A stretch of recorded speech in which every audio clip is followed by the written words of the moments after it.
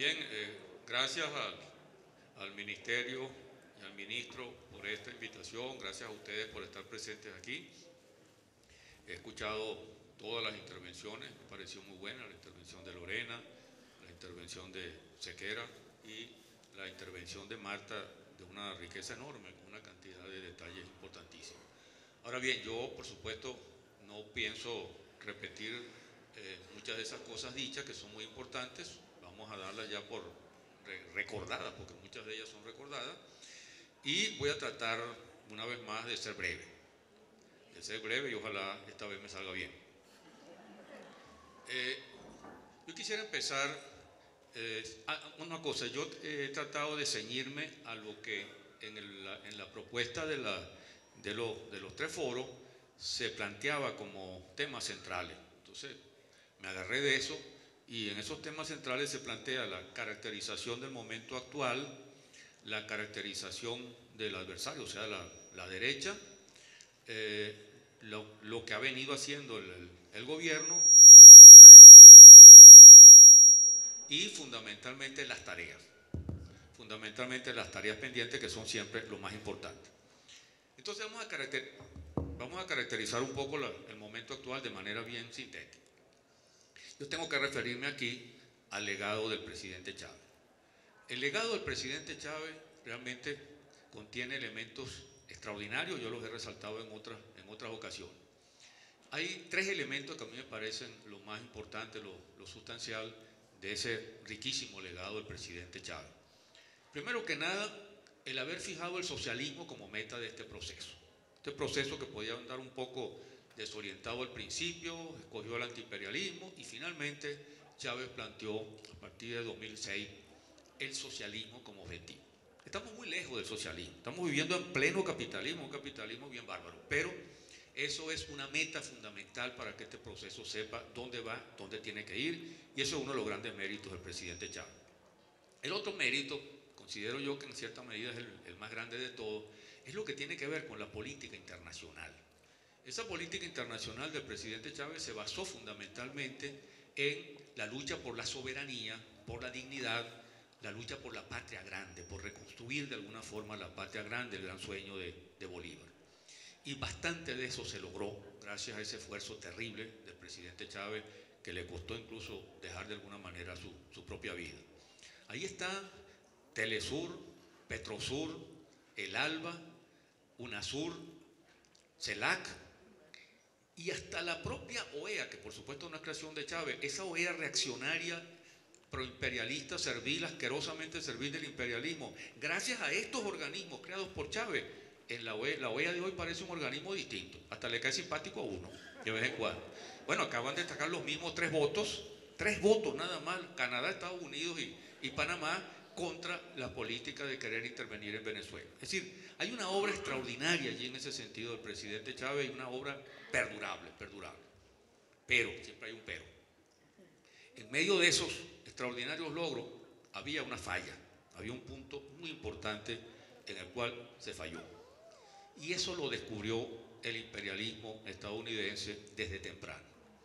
Yo he citado muchas veces a un personaje que en ese entonces era el representante de los Estados Unidos para América Latina, llamado Robert Selig.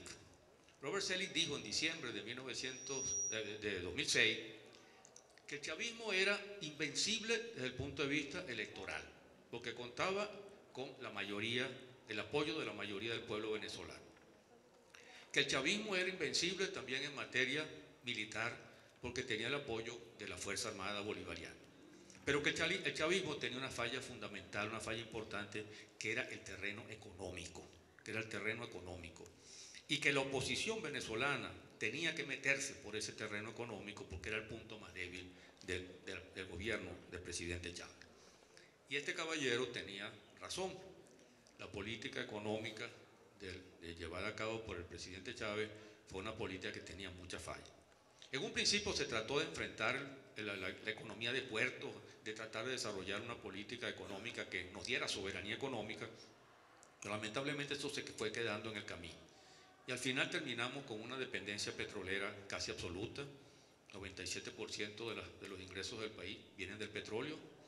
con una relación de importación, de economía de puertos, a pesar de las mejoras productivas, una economía de puertos en la cual buena parte de la producción, de las necesidades nacionales se importaba. Difícil tener soberanía económica en esas condiciones, sobre todo cuando se tienen enemigos tan poderosos, una situación económica desde el punto de vista inflacionario que obligaba a devaluaciones reiteradas y una política que generó de alguna forma que le permitió a los sectores burgueses de la derecha convertir el dólar paralelo en moneda de referencia 10 veces más alto que el dólar de Cadivi, y el propio Cadivi, el propio control de cambio mantenido sin modificaciones durante mucho tiempo, se hizo permeable a los grupos más corruptos, y sobre esa base encontramos entonces un cuadro terrible también en términos de Cadivi, que ha sido denunciado recientemente por el presidente Maduro. Es decir, había allí un terreno favorable para que la derecha se metiera, y se metió por ahí, sin abandonar otros. La derecha ha jugado con todas las formas de lucha. Democráticos, vamos a las elecciones, cuando ellos ganan la elección es limpia, cuando ellos pierden la elección es sucia, y protestan y queman y cogen arrechera y hacen lo que les da la gana, sin que les pase nada por lo demás, porque ha habido mucha impunidad en ese sentido, y entonces se metieron realmente por ahí. Desgraciadamente, el presidente Chávez murió. La muerte del presidente Chávez nos golpeó a todos, era su muerte, líder como difícilmente se puede encontrar otro en Venezuela, y la muerte del presidente Chávez dejó un vacío no solo sentimental sino político enorme. El presidente designó a Maduro como su heredero.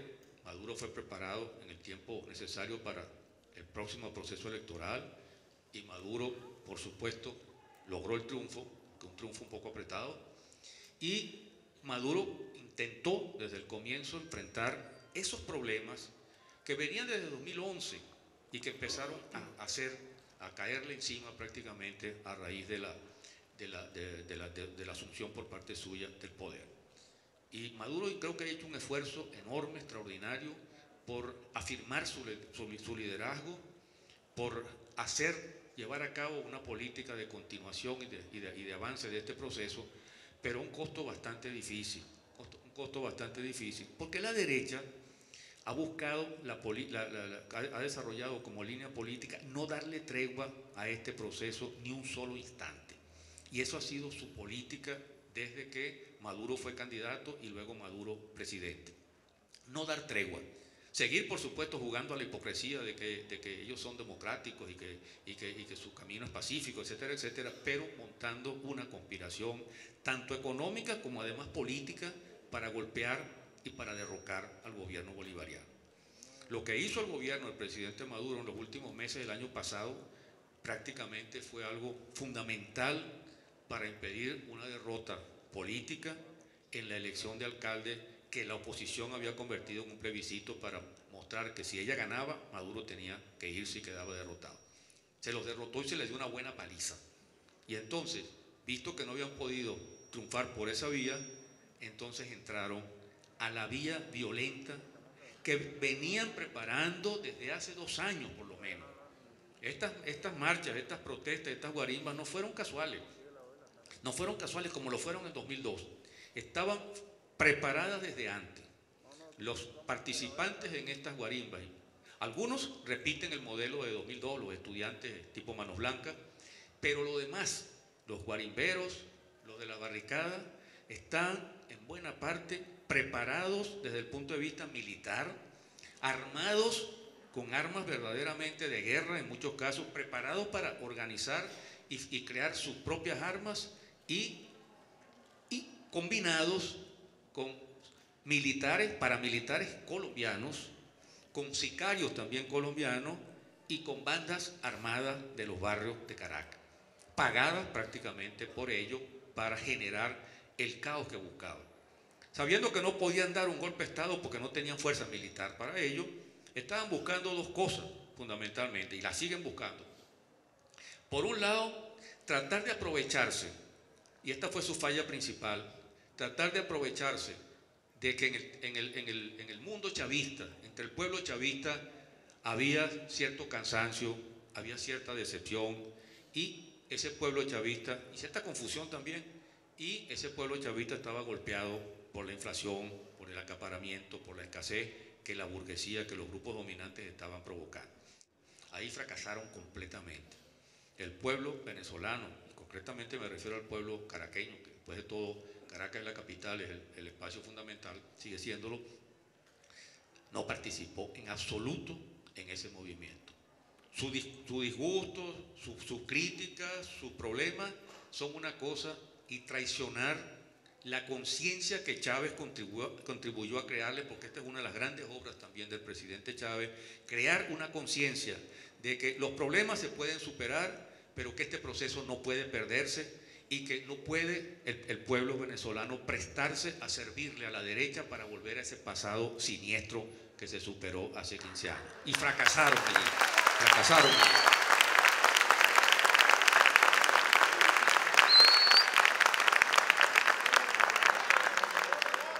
Pero la derecha logró, con todos los recursos de que dispone, financiamiento desde el exterior, pero millones y chorros de dólares, la preparación de estos grupos de extrema derecha para una suerte de guerrillas callejeras de corte fascista, logró mantener prácticamente al país más de 2 meses en la situación que hemos visto, situación que por ahora está disminuyendo. Pero, otra cosa importante, la derecha entendió, yo recuerdo haberlo comentado y reconozco que me equivoqué en eso, por supuesto, que nosotros teníamos la ventaja, como proceso bolivariano, revolucionario, chavista, de que después de obtenida la victoria en las elecciones de alcaldes de diciembre pasado, no íbamos a tener durante casi 2 años más elecciones. Las elecciones siempre perturban, porque las elecciones implican poner eso por encima, hay que ganarlas, si se pierde una, se pierde el proceso, etcétera, etcétera, que íbamos a tener casi 2 años sin elecciones. Es decir, que teníamos la oportunidad de arrancar, de empezar a hacer lo que no se había hecho antes, es decir, de empezar a salir de una economía de puerto, de una dependencia absoluta del petróleo, de tener que importar la mayor parte de las cosas, para por fin empezar a construir una economía productiva, que es la única forma de tener soberanía económica. Podemos tener mucha soberanía política, pero si no tenemos soberanía económica, esa soberanía política está en peligro y la derecha lo sabe perfectamente y lo ha aprovechado perfectamente. Pero nos equivocamos, porque la derecha o el imperialismo que la maneja y que la financia decidió no darle paz a Maduro. Permitir que en estos 2 años hubiese tranquilidad, que ellos se resignaran a buscar el poder por vía electoral, cosa que no consiguen porque no saben qué hacer realmente, políticamente son demasiado confusos, incapaces y contradictorios, era darle la oportunidad al gobierno chavista de afirmarse y de que Venezuela entrara por un rumbo que ellos quieren impedir. Y entonces allí se insertó también, con la situación económica, se insertó también la violencia para hacer que este gobierno no tenga un minuto de descanso, para que no pueda sentarse, para que no pueda definir política y ver si en el camino lo tumba. Y eso ha sido la política permanente de esta derecha. Y para caracterizar un poco la derecha, segundo punto que quería tocar, aquí se discute con mucha frecuencia que hay una derecha democrática y una derecha golpista conspiradora. Yo creo que eso es una gran ingenuidad todavía. Una derecha democrática es una derecha que respeta la Constitución, una derecha que respeta las leyes y una derecha que entiende que el único camino democrático para llegar al poder es ganar elecciones, contando además con un aparato electoral aquí, con un Consejo Nacional Electoral que está considerado como uno de los mejores del mundo, hasta por el expresidente Carter. Eso es una oposición democrática. Esa oposición no la tenemos en Venezuela. Aquí lo que tenemos es una banda de locos, de criminales, de sectarios, desesperados, cargados de odio, de oportunistas, de hipócritas, y un conflicto interno en esa oposición, que ese conflicto por la dirección ha jugado un papel importante en esto, que es el desplazamiento del liderazgo del pobre Capriles, que lamentablemente no pega una, a muchacho pavobo lo llamó Chávez,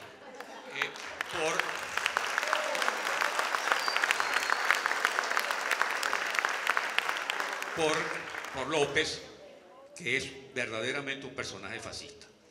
Y ese partido es un partido fascista. Y encima está la otra loca, la María Machado, que verdaderamente es un personaje deplorable, de irresponsabilidad, de cinismo, si la gente creía que María Machado, por ser de la burguesía, era un personaje refinado, culto, inteligente, verdaderamente pelaron bolas, pero 100%. Es una loca peluda. Pero como el objetivo de toda esa oposición, más allá de matices, es el mismo que tuvo frente a Chávez, fuera Chávez, era lo único que lo mantenía unido, ahora fuera Maduro. Entonces, quienes realmente impulsaron una lucha directa, la salida, etcétera, etcétera, para sacar a Maduro con acciones de calle, estaban ganándose la vanguardia de esa oposición y arrastrando a todos los demás. Y eso exactamente es lo que ha hecho la fulana Mood. Aquí en la oposición uno puede distinguir gráficamente tres sectores. El sector de extrema derecha, que tiene sin duda rasgos fascistas, y no estoy jugando con los términos, a veces se juega con esos términos, que es el sector que encabezó, dirigió este grupo, esta política de guarismo, donde estuvieron los dos personajes, López y Machado, y ese oportunista despreciable que es Antonio Ledesma, que le debía dar vergüenza a ese viejo, estar entonces con estos aventureros, y que además de eso,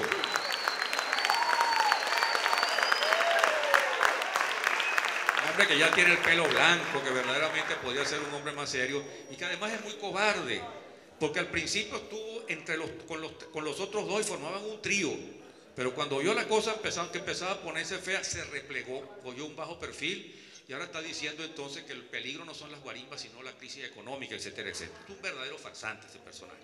Bien, pero estos fueron los que encabezaron el proceso. Entonces, frente a eso, que es la vanguardia, porque son los más radicales, los que quieren tumbar a Maduro, que es el objetivo finalmente de esa oposición, queda entonces el resto de la MUD, que quiere lo mismo, y entonces se mueve como entre dos aguas.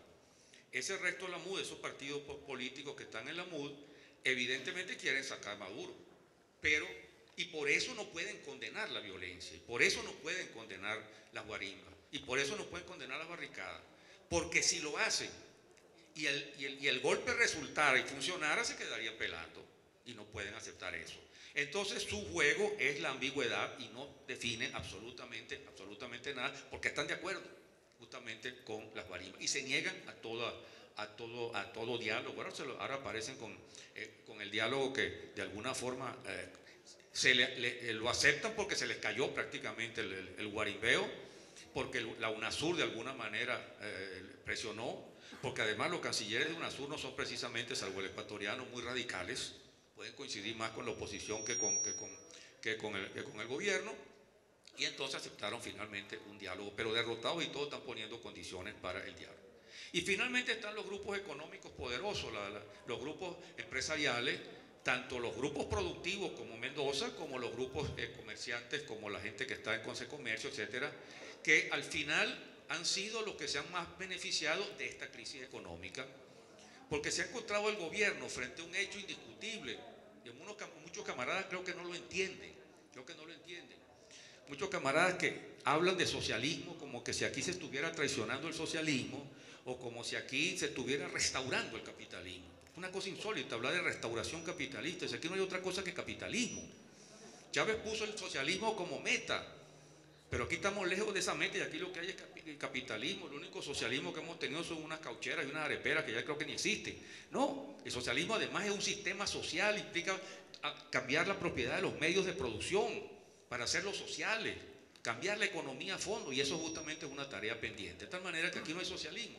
Ahora lo que hay es un gobierno que está comprometido con esa definición establecida por Chávez, que es que el objetivo de este proceso es la construcción de una sociedad socialista. Eso es lo que existe. Pero vivimos en un mundo capitalista, 100% capitalista. Y un capitalismo de los peores. Porque cuando uno vive en un capitalismo productivo, los empresarios que producen, explotan, viven de la plusvalía, por supuesto, pero producen, y entonces la sociedad puede tener unas condiciones mucho menos conflictivas que cuando todo hay que importarlo y los enemigos cierran eso, especulan, acaparan, esconden para crear entonces un caos. Tenemos el peor tipo de capitalismo, un capitalismo rentista, parasitario y no un capitalismo productivo. Y entonces, evidentemente, el gobierno de Maduro, que creo que lo ha hecho lo mejor posible, a veces dudando, por supuesto, es muy fácil criticar cuando uno no está en el gobierno. Yo me acuerdo de un artículo que publicó mi amigo y camarada Reinaldo cuando entró a ser ministro, dijo, yo hasta ahora he visto la política siempre como revolucionario, pero desde afuera, sin tener poder. Ahora estoy metido en medio de la cosa y uno empieza a ver cosas distintas. Ahora, Reinaldo no va a cambiar por eso, yo lo conozco bien y sé que no va a cambiar, y este ministerio es el mejor ejemplo de que se puede tener un ministerio y tener una política popular. Y conste que no lo digo porque está aquí presente, esto lo he dicho yo en otras partes, no sé si te ha llegado, pero yo lo he dicho y lo defiendo. Bien, entonces es eso fundamentalmente. Creo que ha hecho lo posible, pero el gobierno bolivariano que encabeza Maduro se ha encontrado con una situación verdaderamente insostenible. Insostenible porque era necesario resolver fundamentalmente la situación de escasez de acaparamiento, de falta de alimentos y de mantener justamente un suministro de alimentos y de cosas necesarias, medicinas y todo lo demás, para que no colapsara este proceso. Y entonces había que hacer concesiones. Si la burguesía era la que tenía el poder, si Mendoza es el dueño prácticamente del 80% de la producción, productos de Mendoza se venden en Mercal, se venden en Pedeval, ¿cómo se hace para evitarlo? Había que negociar con ellos. El problema es no entregarse, el problema es negociar, porque hay que negociar para salir de un problema grave, de un problema del cual depende la subsistencia de este proceso y poder no perder nunca la brújula, y eso le permite a uno justamente avanzar. No se trata de entrega, como algunos dicen, hasta ahora no hay nada que pueda calificar eso de entrega. Uno nunca sabe, porque en las negociaciones a veces se cometen errores graves, pero hasta ahora no hay eso. Hasta ahora simplemente hay que enfrentar una crisis que es económica, que es de escasez, que es necesario resolverla, porque si no se resuelve, en unos meses más la derecha puede lograr apoyo de sectores populares, porque el hambre hace romper cualquier conciencia. Cuando uno tiene hambre, lo que quiere es buscar la comida y no le interesa entonces ya otra cosa. Volvemos a unos niveles de primitivismo terribles que hay que evitar. Y creo que eso es lo que ha estado haciendo el gobierno de Maduro. Y bueno, las conversaciones con la burguesía, con los empresarios han marchado. Uno no sabe exactamente lo que se ha hecho y lo que se está discutiendo hasta ahora. Esperemos que eso se va a saber más adelante, pero yo creo que hasta ahora se ha tratado de cubrir algo que es absolutamente imprescindible y necesario para salvar este proceso y poder continuar avanzando. Creo que eso es entonces un elemento central. Ahora, siguiendo con la caracterización de la oposición, quiero referirme rápidamente nada más al tema de lo que ha sido este intento de golpe de Estado. Ese golpe de Estado, por supuesto, es un golpe de Estado que no pueden dar ellos porque no tienen fuerza militar y que no pueden dar ellos incluso porque ni siquiera tienen pueblo. Esta es una rebelión de clase media fundamentalmente. Y entonces, los protagonistas de esa rebelión son estudiantes, pero no los estudiantes como dicen los medios, una minoría de estudiantes que son de derecha, y son estudiantes de derecha, y algunos de ellos son fascistas o simpatizantes del fascismo. La gente nuestra ha cometido la ingenuidad de embellecer de tal manera a los estudiantes como si los estudiantes fueran simplemente jóvenes que estudian. Los estudiantes, primero que nada, son una minoría porque en el mundo entero la mayor parte de los jóvenes no puede estudiar, se muere de hambre, anda trabajando como mendigo. Aquí los jóvenes tienen la oportunidad de estudiar gracias a este gobierno, gracias a Chávez, que masificó la educación. En segundo lugar, uno es estudiante y uno hace de todo. ¿Usted cree que la gente que va a la universidad va a estudiar? Bueno, van a estudiar, van a bonchar, levantarse una novia, van a jugar fútbol o lo que sea. Y también, coño, pueden ir a ponerse una capucha para ir a quemar un autobús o alguna cosa por el estilo.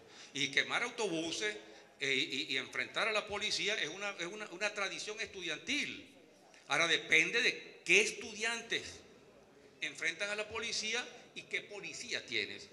Si la policía era la Policía Metropolitana asesina y la Guardia Nacional asesina la Cuarta República, los estudiantes eran estudiantes de izquierda que estaban protestando contra esos gobiernos de la derecha.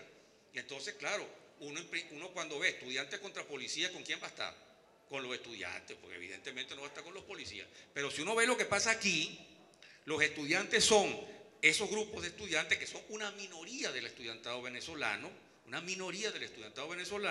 entonces agreden a la policía, agreden a la Guardia Nacional, que parecen unos organismos franciscanos. Claro, de vez en cuando hay un inevitable exceso. Un guardia nacional que pasa, y yo me siento verdaderamente, ¿cómo se llama? En una situación muy peculiar defendiendo a la Guardia Nacional. Si yo toda la vida he odiado a la Guardia Nacional y he recibido planazo y planazo, coño. Pero estamos hablando de unos guardias nacionales que están vigilando, protegiendo el Canal 8. Y entonces les tiran botellas, los escupen, los orinan, les tiran cualquier basura. Y entonces esos guardias nacionales tienen que comportarse con una suavidad absoluta, como unas verdaderas damas, para enfrentar unos malandros desatados, violentos, que son capaces de matarlo y que de hecho han matado a muchos de ellos. Entonces, hay una cosa engañosa, completamente engañosa en esto. Una cosa completamente engañosa. Y entonces estos estudiantes son estudiantes de derecha, bueno, de buena parte de ellos con rasgos fascistas, militantes del partido de López y otra cosa parecida, y entonces quieren pasar entonces ante el mundo y ante Venezuela misma como unos angelitos. Recuerden lo de las manos blancas, sacar las manitos blancas después que habían empujado y agredido a la Guardia Nacional para que le tomaran la foto, porque en la foto empezaba cuando ellos sacaban las manos blancas, no cuando estaban agrediendo a las Guardias Nacionales o a la policía. Entonces es eso fundamentalmente. Pero aparte de eso, esos estudiantes, lo mismo pasó aquí en 2007, cuando la cosa de Radio Caracas.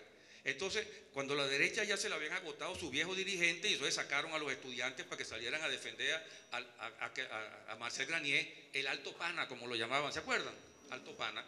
Y entonces, esos estudiantes son la cara limpia, porque cuando uno ve a un grupo de estudiantes jóvenes, sobre todo vestidos con sus franelas blancas y se ven y unas muchachas bien bonitas, oye, uno se le ablanda el corazón allí y cree que esos estudiantes son inocentes.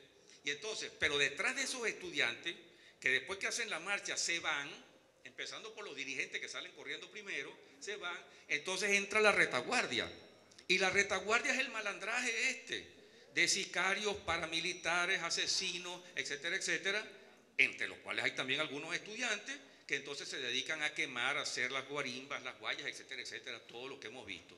Y ese movimiento cuenta además con el respaldo, con el apoyo de una parte importante de la clase media, con unos niveles de irracionalidad. Lo que uno ha visto en estos últimos 2 meses es que no es nada. Lo que pasó en 2002 era un juego de niños comparado con lo que está pasando aquí. El odio, la capacidad autodestructiva de una gente que celebra destruir sus propias urbanizaciones, destruir sus propias calles, respirar basura durante un mes, regar aceite en las calles como si fuera un aceite matachavista y no fuera a matarlo a cualquier carro que pase por allí, levantar las alcantarillas, poner guayas, es decir, todas esas monstruosidades, y vivir en medio de esa podredumbre. Ustedes ven la avenida del Cafetal, aquella cosa verdaderamente da asco, verdaderamente, y ven las calles de abajo de Bellomonte y ven Chacao, y verdaderamente es espantoso eso, y lo hacen los propios vecinos y disfrutan prácticamente con eso. Es la locura completa, la disociación completa a la cual han conducido a esta clase media. Y hay algunos que empiezan a protestar porque tienen que ir a trabajar, porque no lo dejan trabajar, pero no se atreven a hacerlo. Y además entonces entran en las guarimbas los malandros estos y los sicarios, que además es el sumum de la locura.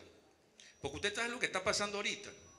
La protesta guarimbera se ha desplazado ya poco a poco de la zona como Chacao y Plaza Altamira para las urbanizaciones que están más arriba del Cafetal. Son urbanizaciones que sí, ¿cómo se llama? Los Naranjos, Manzanares, Alto Prado, Colina no sé qué cosa, y buena parte ya ni siquiera sé dónde quedan, pero que están en la parte de arriba donde vive gente que ya ni siquiera es de clase media, es gente de la burguesía, gente que tiene una clase media bien alta, con bastante dinero. ¿Saben lo que están haciendo? Metiendo el malandraje y el sicariato para sus calles. Es el colmo de la locura. Es decir, los malandros estos atracan, aprovechan las guarimbas para atracar, para robar, para secuestrar, y empiezan a conocer ese mundo donde antes no se movían, gracias a estos locos que lo están metiendo prácticamente en su casa. Es la irracionalidad verdaderamente peluda, realmente algo que como uno no lo ve en ninguna otra parte. Estas son unas guarimbas que tienen una peculiaridad. Por un lado, cuentan con los alcaldes de oposición que son cómplices de las guarimbas y entonces no recogen la basura. O recogen la basura pero dejan sitios estratégicos. Y entonces los guarimberos llegan y tienen sus bolsas de basura exactamente para tirarlas en la calle y agregar un colchoncito por ahí. El otro día me acordé que en el colchón nuestro de mi casa es un colchón ya muy viejo, que yo estoy por comprar otro. Y lo tenía casi reservado y no lo compré. Entonces dije, coño, cualquiera de estos, yo saco el colchón para no tener que pagar un camión y se lo regalo a los bandidos estos para que lo quemen. Coño, y me quito un problema encima. Bueno, no lo hice porque me conocen y entonces me van a quemar a mí. Pero bueno, entonces eso, tienen la guarimba y además la guarimba se desplaza. ¿Por qué tienen un mes en Chacao? Chacao no es precisamente una urbanización enorme, chiquitica. El plan del imperialismo estadounidense, con su financiamiento, con su entrenamiento y el plan de esta derecha, que además, en cierta forma, estos malandros se le han ido de las manos. Esos malandros no tienen jefe ahorita. No tienen jefe ahorita, nadie lo puede controlar. Y mucho menos la MUD. Es seguir en la violencia. Y el riesgo que se corre, o la amenaza que tenemos, es que las guarimbas estas y las barricadas den lugar a actos terroristas.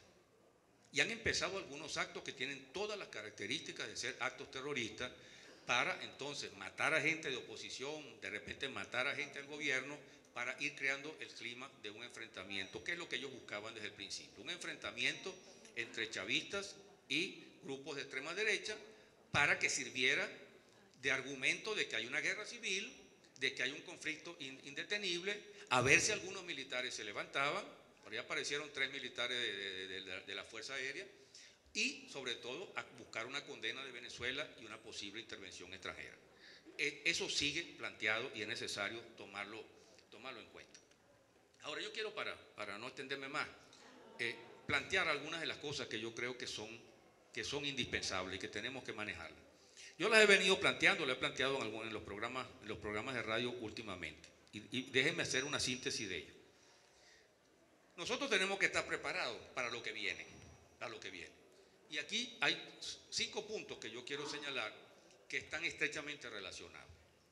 El primero de ellos es la necesidad de que nosotros mejoremos, que nuestro gobierno mejore la inteligencia. La inteligencia. No es que la inteligencia nuestra no sirva, sí, descubre casos, descubre gente, etcétera, etcétera, y pone en evidencia elementos conspirativos. Pero hay 2 cosas. Primero, tiene que haber un modelo de prevención mucho más sistemático, o sea, mejorar, en 2 platos para no entrar en detalle, mejorar nuestra inteligencia. Tenemos que tener una inteligencia de primera, porque tenemos un enemigo sumamente poderoso dispuesto a aplastar esto. Y la inteligencia es vital. ¿Por qué? Porque la inteligencia permite prevenir.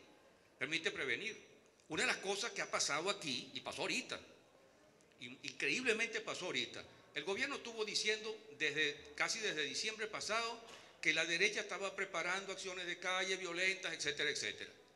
Y cuando empezaron las acciones violentas no estaba preparado. El gobierno era el que no estaba preparado y no lo hizo. Cuando explotó entonces la violencia, entonces hay que reaccionar, empezar a hacer las cosas. Eso tiene un costo más grande, costo en vida, dificultades mayores que si se previene.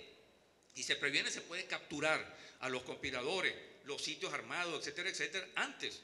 Como hace cualquier gobierno que está sujeto a una amenaza como la que tenemos nosotros. No podemos ser ingenuos, no podemos ser pendejos verdaderamente, porque esta situación realmente es grave. Eso por relación a la inteligencia, mejorar la inteligencia, convertirla en una inteligencia de primera. Pero hay otra cosa, la inteligencia simplemente descubre las amenazas. Pero ¿quién es el que toma las decisiones? No es la inteligencia, es el gobierno. Si el gobierno recibe una información de inteligencia y la subestima o la desprecia, no se hace nada. Esa inteligencia no sirve de nada. Es una simbiosis entre inteligencia, organismos de inteligencia y gobierno para actuar justamente a tiempo frente a las amenazas y poder derrotarlas antes de que exploten, porque entonces cuesta muchísimo más. Creo que ese es un primer problema. El otro problema...